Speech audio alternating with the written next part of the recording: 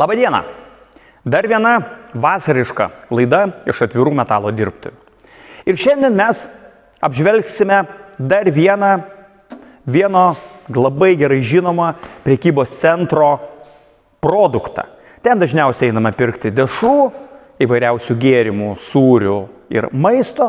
Ir tarp kitko, ten kartais galima nusipirkti ir suvirinimo aparatų. Na, tai yra visiems žinomas Lidl ir jų produkcija Parkside. Mes jau darėm apžvalgas. Mes darėm apžvalgą transformatorinio MMA suvirinimo aparato, skirto virinti glaistytais elektrodais. Mes darėm ne vieną ir ne dvi, gal netgi kokias 3 apžvalgas pusautomačio, kuris yra skirtas virinti savisaugiam vielom be apsauginių dujų. Ir staiga atsiranda aparatas, kaip tik baigėsi jo pardavimas praeitą savaitę, tai yra pusautomatis skirtas virinti apsauginių dujų aplinkoje. Kaip matome, pasižiūrėkim ant dėžutės, taip, multivelder. Ir gamintojas deklaruoja, kad tai yra aparatas, taip vadinamas 3 viename. Vadinasi, galiu virinti su jo glaistytais elektrodais, galiu virinti migmak būdu, tai yra suvirinimas apsauginių dujų aplinkoje, taip pat galiu virinti su savisaugia viela ir kaip papildoma dar opcija, tai yra suvirinimas tygų, lift tygų, turint lift tyginę rankeną, mes galim prisijungti ją ir pabandyti virinti tygų būdu.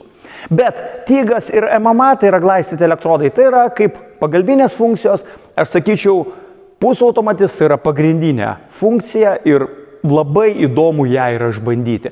Kaip šitas aparatas virina mažaanglius plienus su standartinė pilnavidūrė viela, būtent angliarūgštės aplinkoje. Pasiimsim angliarūgštės balioną, mažanglę vielą standartinę, 5 kg ryte ir suvirinsim kelias siūles. Važiuojam. Tai va, turime vieną aparatą, mums paskolino jį mūsų sekėjai, labai greitai gavosi operatyviai susiorganizuoti. Pasižiūrėkim, kas yra komplektacijoje. Tai yra, turime 1 mm skersmens aliumininės vielos ryte, taip, 0,2 kg 200 gramų. Tada ryte turim savisaugės miltelinės vielos, tai yra viela, kurią mes jau bandėm ne vieną kartą, kuriai nereikalinga dujinė apsauga. Taip, irgi 1 mm, 200 gramų. Pasigėdau pakuotėjai standartinės mažanglio plieno vielos, jos nežinau, ar jos nebuvo komplekte, ar galbūt jau žmogus ją buvo išsiėmęs. Ir turime glaistytų elektrodų keletas, 6 glaistyti elektrodai, kiek matau pagal markiruotę, tai yra rutilinio glaisto elektrodai, standartinis šepetukas ir, kas labai gerai, keli angaliukai tūtai. Pasižiūrėkim, kas yra viduje. Kadangi, kaip minėjau, pas mane pilnavidūrės vielos komplekte neradau, labai džiugu, kad tilpo standartinė 5 kg ryte. Vielos standartinis mechanizmas, 1 varantis ratelis, prispaudimo guliukas, matau yra 2 grioveliai, tai yra skilti 0,8 ir 1 mm vielom. Kaip daugiau, kaip ir nieko nėra. Pasižiūrėkim, ką mes matome priekiniai paneliai. Šiuo metu galim pasirinkti tarp MMA, Migo, Tygo, vėl MMA. Taip, MMA maksimalus galingumas, kaip mes matome, 140 amperų. Toliau, Tygas pas mus yra pikinis galingumas 200 amperų ir Migas pas mus maksimalus galingumas yra 160 amperų.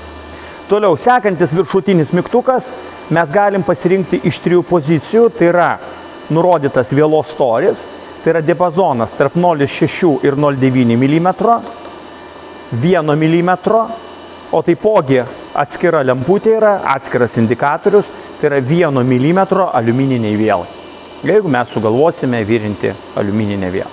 Taip, tai kągi, mes pasirenkam migą, pasirenkame vielą, pas mane yra įdėta šiuo atveju 0,8 viela. Viela yra, kaip visada, pliusas, masė pas mane yra minusas.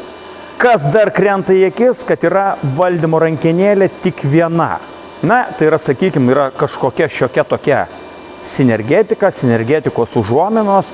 Jeigu tai būtų rimta sinergetika, turėtų būti vis tiek dar papildoma rankenėlė, su kuria mes galėtume pasitikslinti truputuką nuo aparato pateiktų parametrų, dar pasimažinti arba pasididinti tą patį voltažą.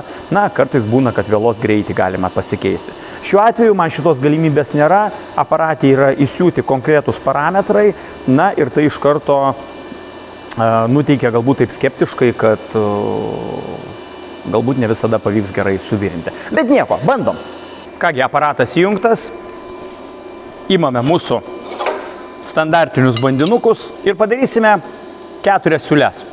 Tai yra su 60 amperų srovė. Pažiūrėsim, kaip jisai dirba.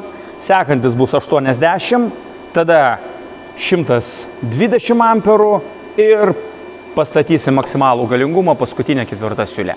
Nežinau, kas gausis, važiuojam, bandom virinti. Turim 60 amperų, aparatas mums nustato 17 voltų, pajungta 100% angliarūgštė, važiuojam virinam.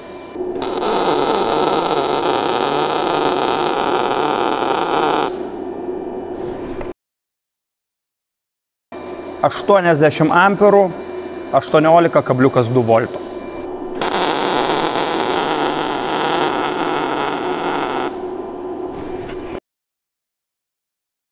$120 amperų, 20,5 volto.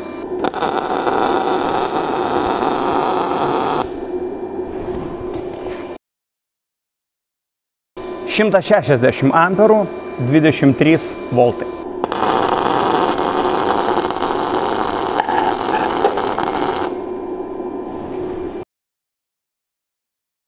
Turim rezultatus ir mintis dviejopos. Iš vienos pusės, kada iš aparato nesitiki nieko ir esi nusistatęs iš pat pradžių, kad tai yra nieko gero, o jisai virinant parodo tik kažką daugiau, tai iš karto suteikia tokio optimizmo. Iš tiesų, kvadratinis profiliukas 20x40, virinom vieną prie kito, virinant 60 amperų, na, suprantam, kad truputuką kaip ir srovės mažoka, siūlė klojosi labai gražiai, tiškalų visiškai jokių. Maloniausiai virinosi su 80 amperų, tikrai nuostabiai, gražiai suvirino tuos 5 cm siūlės be jokių problemų. Na, 120 amperų, tai jau turi būti ir storesnis metalas, jau gal 2 mm senelė, gal kiek plonoka, čia būtų labai puikus vamsdelis su 3 mm senelė.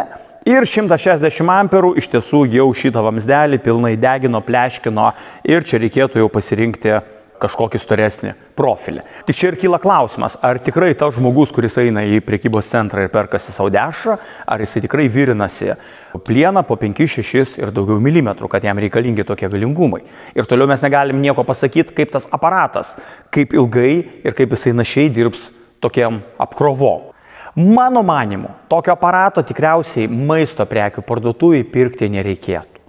Jeigu man reikėtų rinktis, aš tikrai rinkčiausi žinomesnį prekės ženklą suvirinimo srityje su garantuotu techniniu aptarnavimu kažkur netolies. Ir išvengčiau tikrai begalės problemų. O tas sprendimas tikrai kainuotų labai papildomai nedaug. Na, šį kartą tiek, iki susimatymo kitą kartą. Viso.